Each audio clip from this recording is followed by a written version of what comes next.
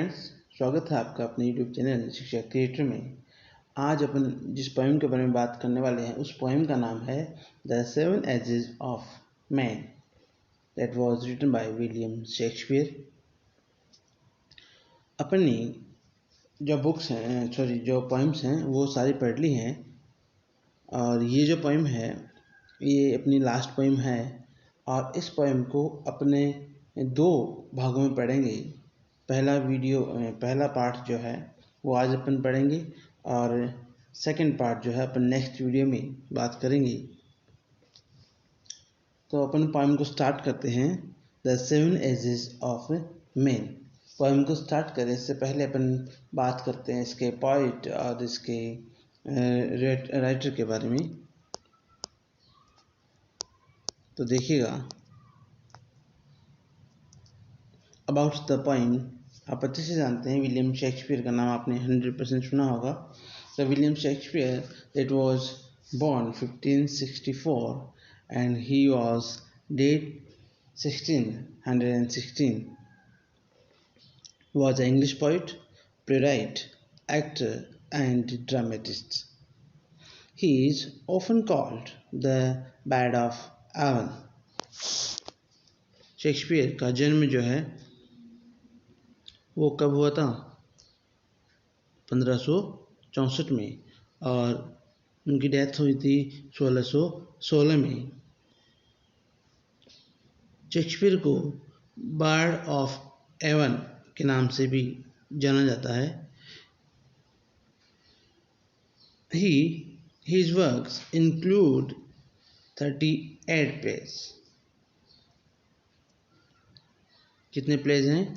38 pledge Shakespeare ने लिखे हैं अपने पूरे जीवन काल के दौरान। 154 सोनेट्स, जिसमें से 154 जो है वो क्या है? सोनेट्स लिखी हैं, एंड 2 लॉन्ग नैरेटिव पोएम्स, और 2 narrative poems. His plays have been translated into major modern languages and are performed the world over. चारों ओर पूरी दुनिया में इनके जो राइटिंग का जो स्किल है वो पढ़ाया जाता है, देखा जाता है, जाना जाता है। Shakespeare produced most of his famous works between 1589 to 1613. His plays were primarily comedies, stories, tragedies and tragicomedy.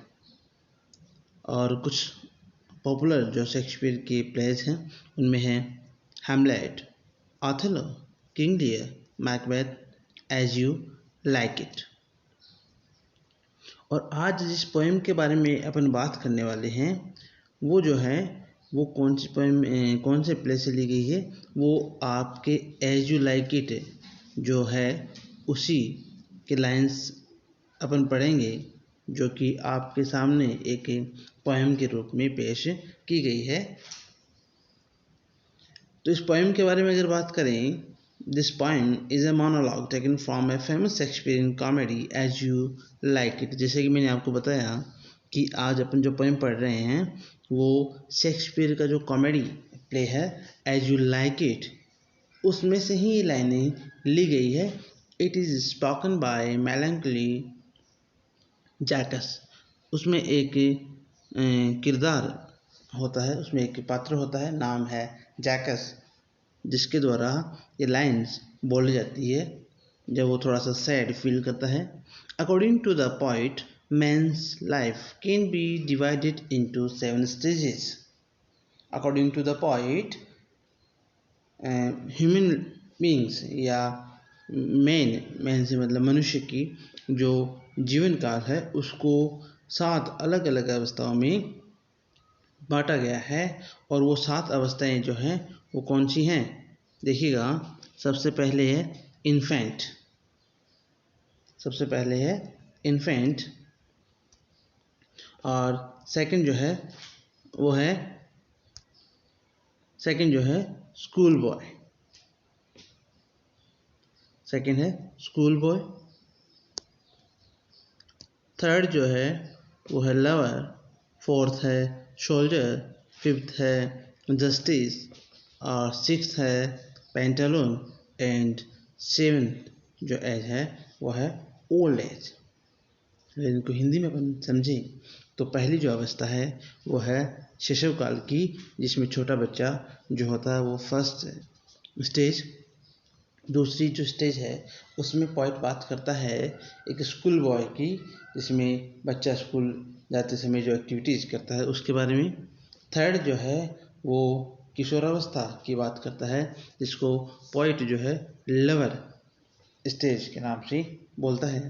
Fourth है सोल्जर, सैनिक वाली जो अवस्था है।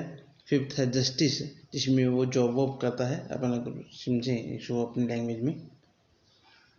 और सिक्स्थ में है पेंटालून। पेंटालून से मतलब है कि बूढ़े होने से पूर्व की जो अवस्था है, जिसमें व्यक्ति जो है वो उसके स्किन में काफ़ी चेंजेस आ जाता है, उसके बॉडी स्ट्रक्चर में काफ़ी चेंजेस आ जाता है। एंड सेवेंथ ओल्ड एज, इसमें पॉइंट बात करता है 7 अवस्थाओं की।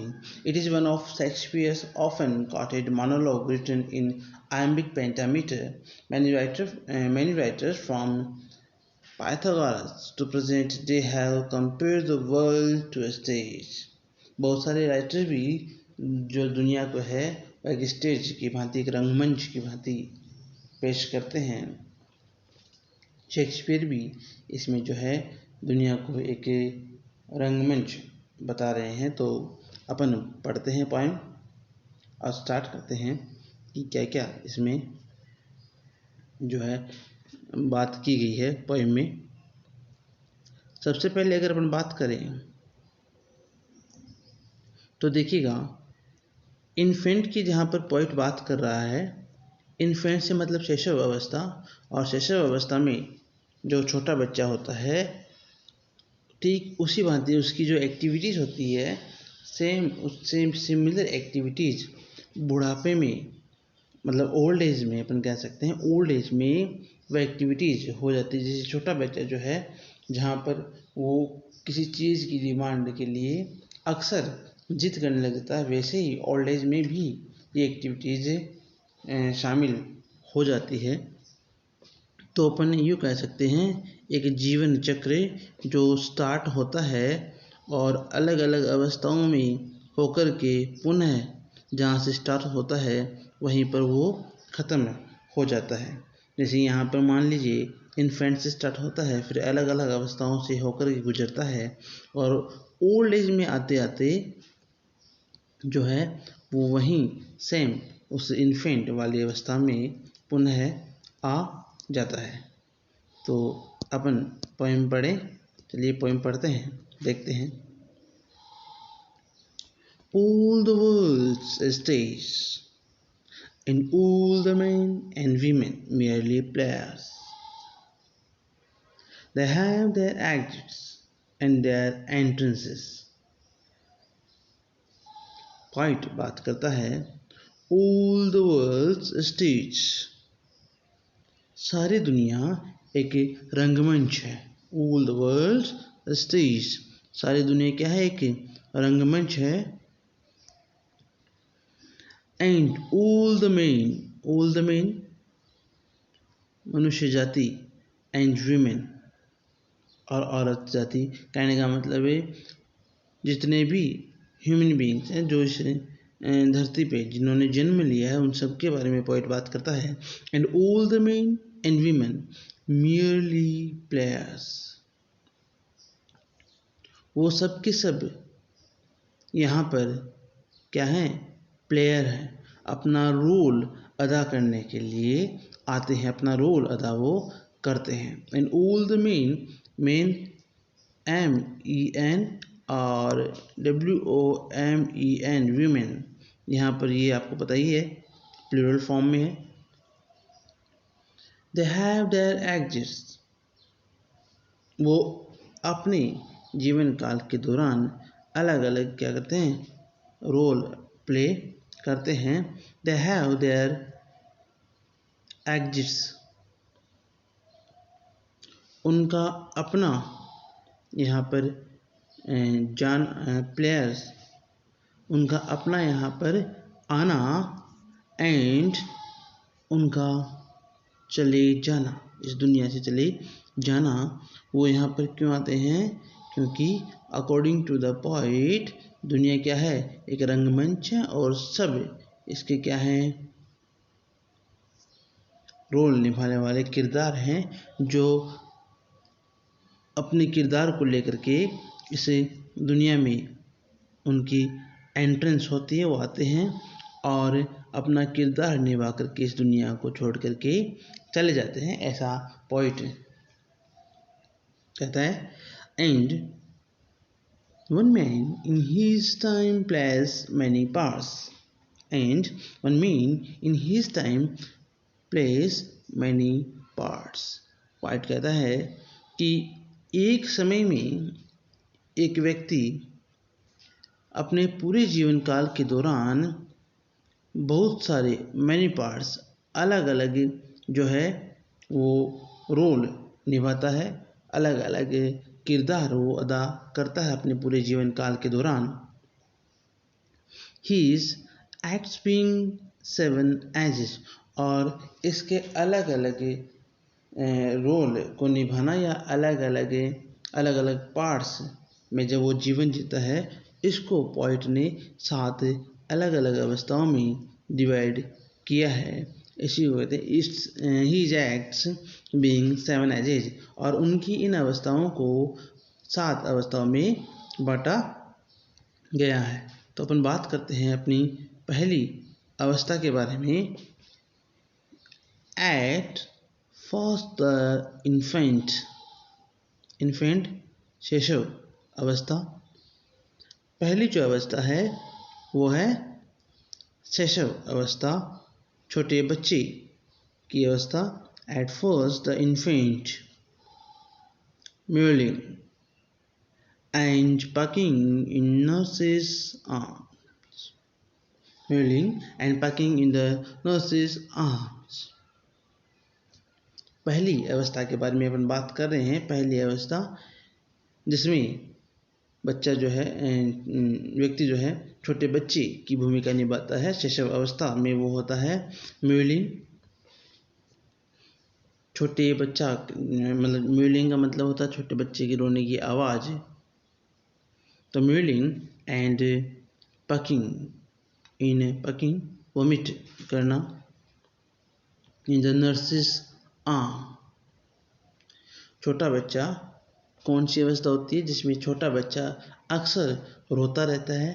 पैकिंग अक्सर दूध पीने के दरमियान या दूध पीने के बाद में अक्सर छोटा बच्चा जो है वो वॉमिट करता रहता है, उस दूध की ही वॉमिट वो करता रहता है। In the nurses arms, nurse से मतलब है उसकी केयर टेकर, जो देखभाल करने वाली जो होती है, दाई जिसको अपन कह सकते हैं, या उसकी मदर जो है, उनके हाथों में वो अक्सर वो क्या करता रहता है? वॉमिट करता रहता है और रोता रहता है। उस अवस्था को इन्फेंट अवस्था पोइट कहता है, और एक पहली अवस्था इसको नाम पोइट देता है। तो पहली अवस्था में जो बच्चा है वो रोता रहता है, अपनी केयर टेकर के, अपनी मदर के, अपनी दाई के हाथों में अक्सर वो वॉमिट करता रहता है। ऐसी एक स्टेज से वो गुजरता है। और दूसरी अवस्था के बारे में पॉइंट आगे बात करता है। एक अवस्था होगी इन्फेंट की, दूसरी अवस्था किसके बारे में है? दूसरी अवस्था है, पहली अवस्था इन्फेंट और दूसरी अवस्था होगी स्कूल बॉय की। दूसरी अवस्था होगी स्कूल बॉय की। तो देखिएगा, देन द वेनिंग से मतलब है कंप्लेंट करना, शिकायत करना।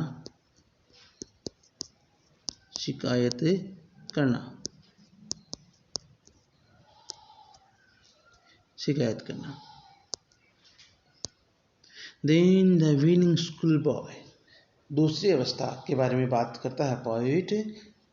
Then the whining school boy, दूसरी अवस्था होती है एक शिकायती स्कूली बच्चे की। विथ हिज सैचल सैचल झोला अपन कह सकते हैं, बैग स्कूल बैग जो होता है। एंड शाइनिंग मॉर्निंग फेस, जो एक दूसरी अवस्था जिसमें then the evening school boy, जिसमें वो एक शिकायती स्कूली बच्चे की भूमिका निभाता है विद ही सैचल, अपने एक स्कूली बैग के साथ में। एंड शाइनिंग मॉर्निंग फेस, एक चमकदार सुबह की भांति उसका चमकदार जो चेहरा होता है उसकी भांति अपने बैग लिए रहता है। फेस क्रीपिंग लाइक स्नैल, उस फेस के साथ में, उस मॉर्निंग फेस के साथ में क्रीपिंग रेंगना, धीरे धीरे चलना, लाइक स्नैल, स्नैल घोंगा, स्नैल घोंगा, लाइक स्नैल घोंगा, अनविलिंगली टू स्कूल, दौड़ता रहता है, चलता रहता है, creeping like snail unwillingly to school, चलता रहता है, वो धीरे धीरे स्कूल की तरफ बढ़ता रहता है। अनविलिंगली, बिना इच्छा के, अनविलिंगली बिना इच्छा के, टू स्कूल धीमे धीमे, जैसे घोंगा चलता है धीरे धीरे वैसे वो धीमे धीमे, क्योंकि उसके स्कूल जाने की इच्छा नहीं होती। अक्सर छोटा बच्चा जब स्कूल उसको भेजा जाता है तब वो स्कूल नहीं जाने की वो जिद करता रहता है और या वो रोता रहता है, तो न चाहते हुए वो स्कूल की ओर बढ़ता रहता है। और इस प्रकार वो अपनी दूसरी जो अवस्था, सेकंड स्टेज जो है वो अपने जीवन काल में वो निभाता है। तो थर्ड स्टेज के बारे में अपन बात करें, and then the lover, third अवस्था जो है, थर्ड स्टेज के बारे में अगर अपन बात करें तो वो है किशोरावस्था की स्टेज। एक लवर बॉय की भूमिका वो अपने जीवन काल में निभाता है और उस अवस्था में अक्सर वो इमेजिनेशन उस पर काफ़ी हावी होती है। और वो क्या करता है देखिएगा, and then the lover shining like furnace, third stage जो है, तीसरी अवस्था जो है, वो अवस्था होती है उसकी लवर बॉय की, एक प्रेमी की भूमिका वो अपने जीवन काल में भी निभाता है जब वो किशोर अवस्था में आता है। शाइनिंग यानी आह भरना, शाइनिंग लाइक फर्नेस, आह भरता रहता है, लाइक फर्नेस भट्टी, जो हाई टेम्परेचर करने के काम आती है भट्टी, उसको फर्नेस कहा जाता है। तो शाइनिंग लाइक फर्नेस, वो तपता रहता है, आह भरता रहता है, लाइक फर्नेस, उस एक भट्टी की भांति वो उस अपनी प्रेमिका की याद में तड़पता रहता है, तपता रहता है, like furnace with A woeful ballad,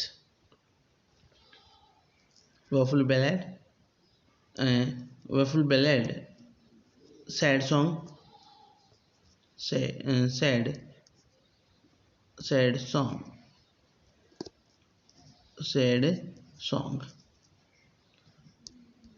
waffle ballad, sad song. With a waffle ballad made to his mistress eyebrows, वो तपता रहता है like furnace with A waffle ballad made to his mistress eyebrow, और अक्सर अपनी प्रेमिका की याद में उसकी आईब्रोज को लेकर के अक्सर वो सैड सॉन्ग बनाता रहता है, कुछ लिखता रहता है, कुछ पोइट्री करता रहता है। ऐसी जो अवस्था है वो उसकी थर्ड अवस्था जो है होती है, और थर्ड अवस्था में वो एक प्रेमी की भांति अपना जीवन जीता है, जिसमें वो अपनी प्रेमिका की याद में कुछ ना कुछ लिखता रहता है, कुछ ना कुछ कहता रहता है, कुछ ना कुछ गुनगुनाता रहता है। तो इस प्रकार वो अपनी तीसरी अवस्था जो है वो गुजारता है। आगे देखिएगा, देन ए सोल्जर। अब यहाँ पर पोइट जो है वो बात करता है इसकी मनुष्य की चौथी अवस्था जिसमें एक सोल्जर की भूमिका वो निभाता है। सोल्जर की भूमिका से मतलब अपन ये कह सकते हैं कि उसका सेल्फ रेस्पेक्ट जो है वो आ जाता है। किशोर अवस्था के बाद की जो अवस्था है उसके बारे में अपने बात अभी करने वाले हैं इस आगे की स्टेज में। तो देखिएगा,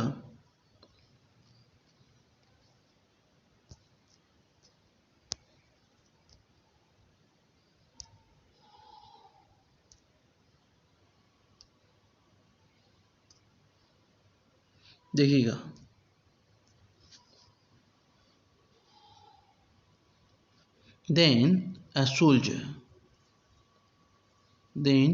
सोल्जर एक सैनिक की भूमिका वो निभाता है।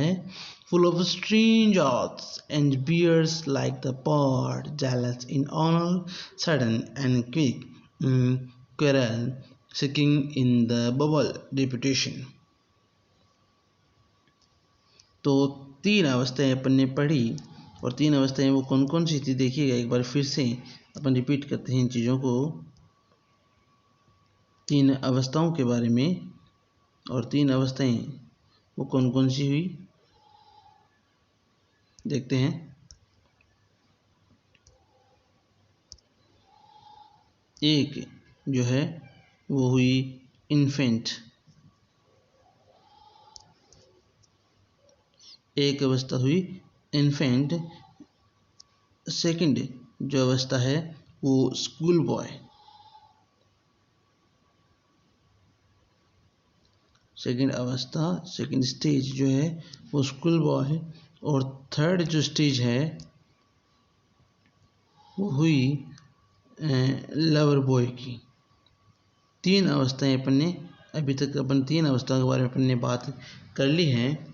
और मुझे ऐसा लगता है कि वीडियो काफ़ी लंबा हो जाएगा अगर अपन आगे इसके बारे में बात करेंगे, अगली स्टेज के बारे में बात करेंगे, तो आपको बोरियत फील नहीं हो, इसलिए अपन इसको 2 पार्ट में पढ़ने वाले हैं।